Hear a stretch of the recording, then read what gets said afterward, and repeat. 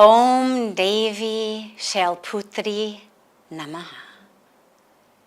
That is the mantra of this first day of Navratri. As we dive into this celebration, this honoring of 9 different forms of the Mother Goddess, we begin with Devi Shailputri. She's a form of Maa Durga, seen as the daughter of the Himalayas. She's the daughter of that Himalayas and therefore is seen as the absolute form of Mother Nature. So when we pray to Shailputri, we are praying also to all of that sacred Mother Nature, Mother Earth, all of that that nourishes us, nurtures us, sustains us. And Shailputri is the Devi. Each of these Mother Goddesses has a specific chakra, a specific energy center associated with her.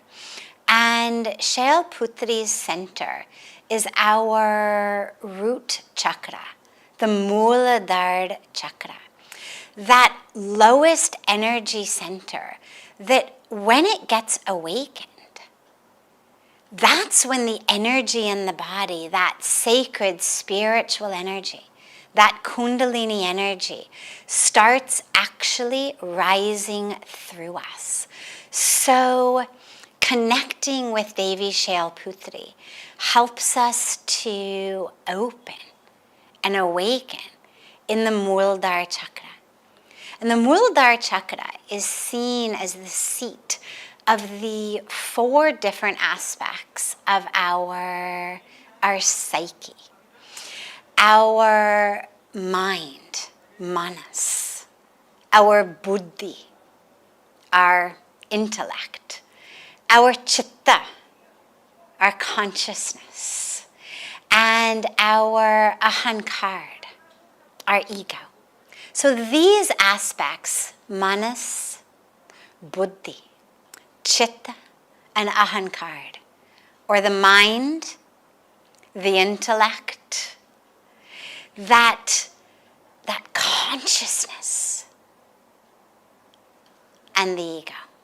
Those forms of our psyche are said to be formed in the muladhara chakra. And that's why working with them actually is so difficult, because they're so core, so literally rooted in who we are, how we think, how we identify. But by this connection, this celebration, this honoring, this prayer to Devi Shailputri, it's the first step to actually be able to work with our psyche, through which we are able to find freedom from the psyche. And then, of course, rest in that ultimate consciousness, not just the consciousness of my individual psyche, but that ultimate supreme consciousness, to rest in that union with the divine as we begin our journey through the chakras, all the way up to the Sahasradhara chakra, which we'll talk about in a few days. But every day of Navratri also has a demon, an asura.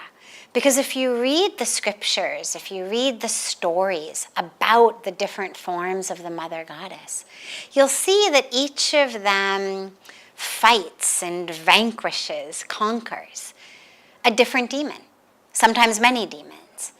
But demons, we don't believe that demons are evil at the core. We don't believe in that core evilness. We believe in a core divinity that's shrouded by ignorance. And that ignorance leads us into actions that are seen as evil or sinful.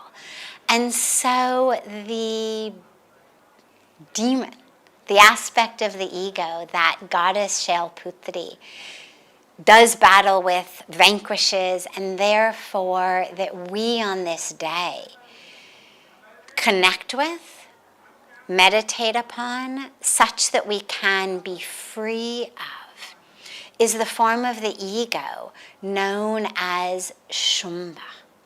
Shumbha is that sense of I-ness. It's a sense of individuality that is the core of all of the rest of the games of our ego. As long as I think I'm separate from you, that I am just this body, this object, well, then I'm separate from everyone, separate from each other, separate from the divine, separate from creation, and separate, of course, from my true self, which is one with all. So shumbha, or I-ness, that false individuation, is the ego that we pray to Goddess Shailputri to help us overcome today. So in your meditation, as you meditate upon the muladhara chakra, as you meditate upon awakening that energy from the root chakra, as you meditate upon that ignorance that keeps I separate, you chant the mantra that I began with. Om Devi Shailputri Namaha. Om Devi Shailputri Namaha. Om Devi Shailputri Namaha.